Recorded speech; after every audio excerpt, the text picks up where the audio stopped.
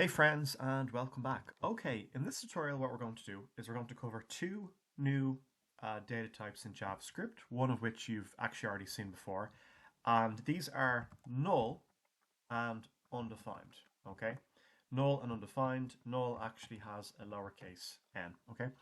So essentially, so far we've seen strings.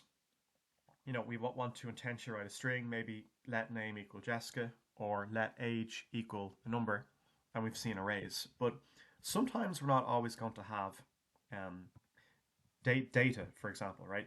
So say hypothetically, I was to ask you to create some variables for Superman. I say, I want you to create a variable, say let name equals Superman. You can do that, that's a string.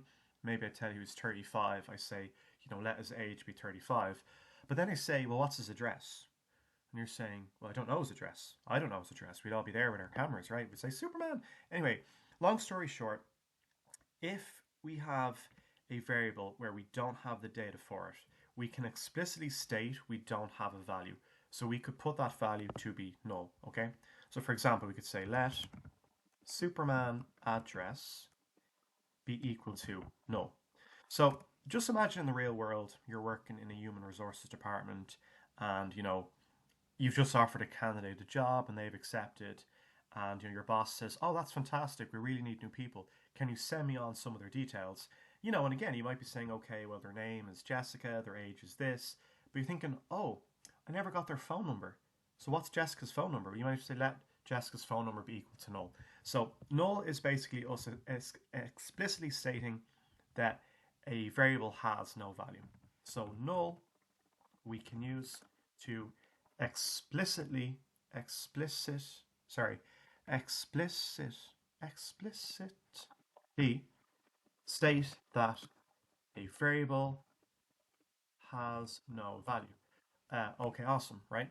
And we saw an example of this, by the way, in the last tutorial. Do you remember where Robin went in, he forgot his wallet, so we didn't know how much money he had, so we had to say that was a null value until he came out and he had $100. So we can use null to explicitly state a variable has no value.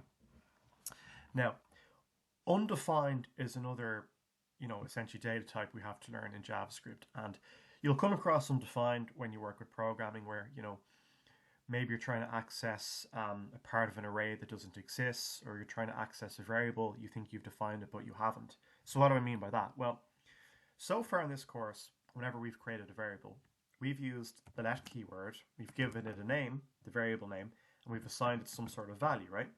But what if I just did this? What if I said let age semicolon? Well, age is a variable, but it hasn't been like assigned a value or anything like that. So if I say console.log age, what do you think we're going to get here, right? So that's the only thing we're logging out to the console. What are we going to get? Let's have a look. We actually get undefined because this age variable has not been defined. Okay, so that's a boo-boo on our part. Essentially what I'm trying to say is you can have essentially no values in JavaScript. Null is where we intentionally assign null. Okay, we don't know the age, so we could do that here as well. Or we don't know the address Superman, we could do it for age here as well, let age equal to null. But undefined is something you will come across. So the difference between null and undefined is really about intent, right? Null is where you don't have a value for, let's say, Jessica's phone number, Superman's address. You know that, so you can essentially take that variable and assign it a value of null, okay? It has no value. We're explicitly saying that. It prevents errors. Where undefined, you kind of don't want to be coming across that, but that can happen. For example, like I say, in age, the variable has not been, essentially initialized and assigned a value. It had no value. Another way I could show you this as well is if you take our array, our heroes array, right? So we learned previously that JavaScript starts counting at 0. So hopefully by now you can access each of these. So for example, if we say console.log heroes, so we're getting our heroes, that's the name of our array.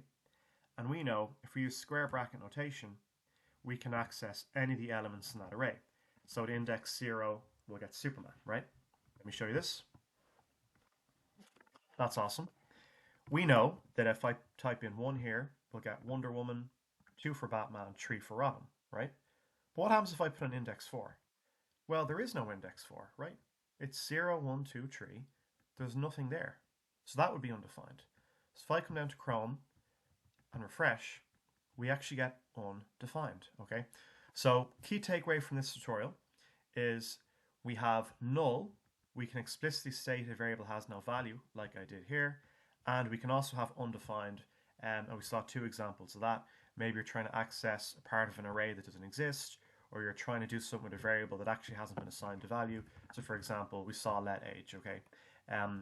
Also, hopefully you're getting the hang of this by now, but null, that keyword in JavaScript, so that is null, okay? But if you put it in quotes, that's a string. So that's just a string, right? That's not a data type called null. So you want to have null outside of quotes, right? Okay, awesome. Guys, I hope that tutorial made sense. So we've now covered a large number of data types in JavaScript. We haven't covered objects yet. That's something we'll have to learn about. But so far in the course now, we've seen strings, numbers, arrays, Boolean values, true, false. We've seen null a couple of times before. Now we've really been introduced to it. It's where you explicitly state a variable has no value. And we've seen undefined. Perhaps we're trying to access or do something with a variable that doesn't exist. Okay, that's awesome. I'll see you in the next tutorial.